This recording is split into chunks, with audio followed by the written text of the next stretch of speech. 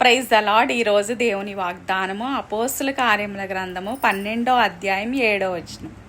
ఇదిగో ప్రభువు దూత అతని దగ్గర నిలిచెను, అతడుండిన గదిలో వెలుగు ప్రకాశించెను.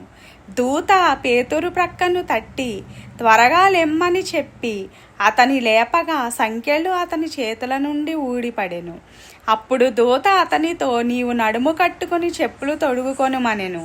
అతడు అలాగు చేసిన తరువాత దూత, నీ వస్త్రము పైన వేసుకొని నా వెంబడి రమ్మని అతనితో చెప్పెను.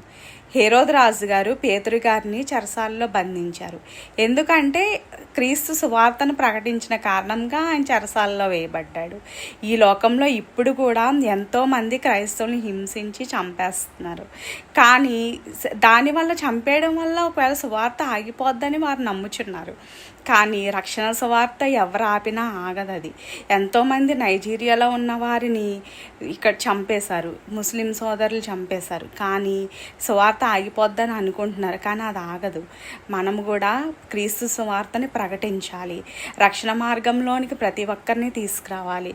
మనందరము కూడా దేవుని రక్షణ మార్గంలోనికి ప్రజలందరినీ కూడా తీసుకురావడానికి మన ప్రభువైన యేసుక్రీస్తు తండ్రి మనకు అందరికీ కూడా సహాయం చేయనుగాక. ఆమేన్. అదేవిధంగా మనం ఒకవేళ హింసించి దూషించి అపహసించబడినా కానీ మనకి దేవుడు తోడుగా ఉంటాడు. మనకి దేవుని దేవదూతలు తోడుగా ఉంటాయి. దేవుని దేవదూతలు మనకి సహాయం చేయడానికి సేవ చేయడానికి వస్తాయి. కాబట్టి మనం ఎప్పుడు కూడా అధైర్యపడకూడదు. ధైర్యం కలిగి దేవుని సువార్త ప్రకటించడానికి దేవుడు మనకు అందరికీ కూడా సహాయం చేయనుగాక. ఆమేన్. హల్లెలూయా.